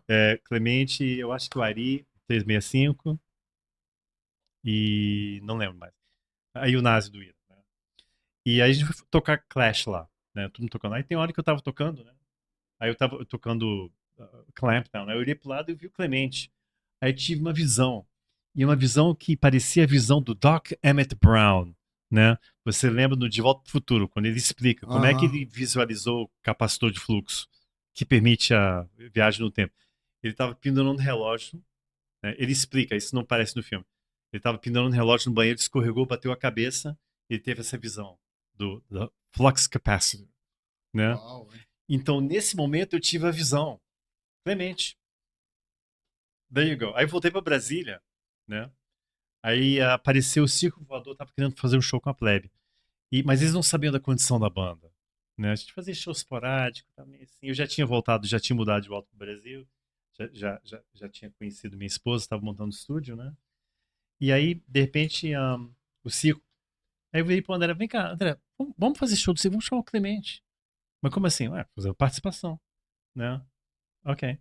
Aí eu mando a cifra pro Clemente, ele pega, a gente não ia poder ensaiar, porque ele tava em São Paulo, né? Sim. A gente tava com o Chote na bateria, né? Aí eu liguei pro Clemente, vem cá, cara, beleza? Foi bom, pô, legal, a gente tocou junto, claro, tá? Vem cá, Clemente, quer fazer um convite, né? A gente vai fazer um show no Circo Voador, você teria problema, você quer tocar com a gente? Ele falou assim, ele ficou meio quieto, peraí, uma participação? Aí eu falei, não, no lugar do Ameba. Aí ele ficou quieto, aí ele perguntou, tem cachê? O resto é história. Aí o Clemente está com a gente há mais de 20 anos. Aham, aham. Eu Né? achei ótimo E isso. deu uma vida nova. Deu uma vida Né? nova. E deu uma coisa viável para poder trabalhar isso. Esse cavalo selvagem, essa dor de cabeça, né? Essa coisa bruta, força da plebe rude, deu para fazer. E estamos até hoje. Tá ótimo, tá ótimo. Essa volta foi fantástica. Felipe Seabra analisando Felipe Seabra. Pra gente terminar o nosso Podrão TV Show. Quer dizer, o Felipe Seabra TV Show, na verdade. Né? Felipe Seabra Okay. TV Show. Eu nunca me perguntei. Cara, eu já fui perguntar de tudo. Eu me analisando. Tá no livro, cara. Aqui, ó. O cara da plebe tá parecendo o Trump. Lembra quando o Trump levantou a Bíblia cabeça para baixo? E as pessoas mesmo assim votavam naquele cara. Não me comece. Okay, isso é outra história. Né? Tá tudo aqui. É meio uma alta análise. Tem muito. Tem um senso de humor meio autodepreciativo, que é uma coisa americana minha, né? Tem uma malandragem brasileira, claro, e tem uma coisa meio de trapalhões, que a gente cresceu com os trapalhões. Não podemos esquecer que era deles. Tudo menos politicamente correto, mas era engraçado, era sem maldade. A gente na escola, pô, eu era o português, porque eu sou filho de português, aí tinha o japonês malandro, tinha o francês fedorento, não sei o quê. Mas não é essa coisa que tanto ódio. Você falou uma coisa logo no começo dos haters. Né? Que é isso? Um bando de imbecil que não tem uma hater, né? Então, porque a internet tá aí. Todo babaca tem uma opinião, né? Who cares? Vai criar sua própria arte, vai ser mais produtivo para a sociedade, entendeu? Então, o livro é o seguinte: a última coisa que eu tô preocupado é a opinião dos outros. Né? Minha vida sempre foi assim, com a plebe também. Eu não tô preocupado. Eu não leio crítica, eu não me incomodo. Não gostou, não gostou. Não é um livro para todo mundo, né? Pô, vai até o século XVIII aqui, do meu bisavô, né? Meu bisavô, e eu faço uma análise como meu bisavô lidou com a pandemia. Né? Meu bisavô tem estátua em Portugal, né? Em Lisboa, inclusive. E como ele lidou e como os governos lidaram, né? Aqui e lá, né? Enterrando a cabeça durante a pandemia aqui. Tem toda a análise sociopolítica de Brasília. Não é um livro de rock and roll, assim. Mas não é para todo mundo. Mas é muito legal. Né? E então a minha análise tá. Felipe tá aqui, ó. Leiam O Cara da Plebe e vocês vão saber esse raio-x, essa ressonância magnética aqui do meu querido Felipe Seabra.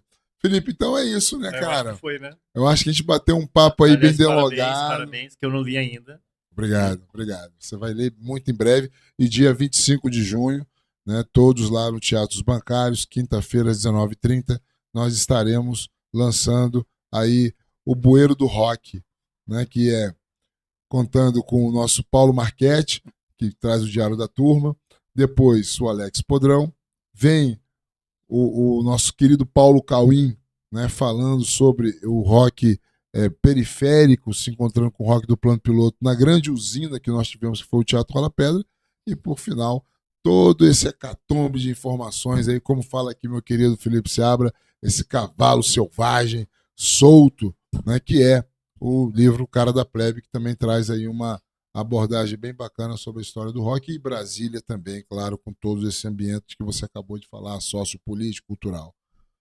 É isso, pessoal. Considerações finais, Felipe? Acho que não. Não, eu acho que... Eu sei que o pessoal da produção, Felipe, encerra logo esse negócio. Esse ano a Plebe está fazendo 45 anos de idade, aniversário. Vamos relançar o concreto. A gente provavelmente vai preparar um disco acústico, né, que está na hora. Engraçado que violão é que é o meu principal instrumento. Uhum. E tem muita novidade. Tem um pessoal do Rio, né, que estão fazendo um documentário da Plebe, né?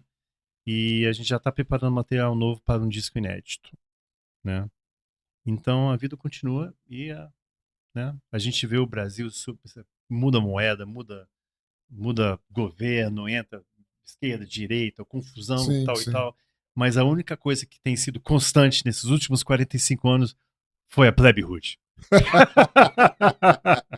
É isso aí, gente. Acabamos de fazer essa entrevista fantástica com o nosso querido Felipe Seabra, pessoa extremamente bem-humorada e com bons projetos, né? Essa determinação a gente percebe na fala dele. E eu quero agradecer também ao CGM Talks, aos estúdios CGM. Né? Eu estou olhando para a câmera certa, para a câmera errada, a câmera certa. E aí, o meu querido Sérgio Toledo, do CGM Talks, dos estúdios CGM, que ajuda muito, auxilia o nosso querido programa, podcast Podrão TV Show. Eu não poderia deixar de falar também do meu grande amigo Ismael, que é o nosso auxiliar de filmagens. Sem esse cara não teria nada. É isso aí, galera. Até o próximo episódio. Dá o seu like aí. Vai ficar aí no YouTube, nas plataformas, esse mais um capítulo do Podrão TV Show. É isso aí. Valeu, galera.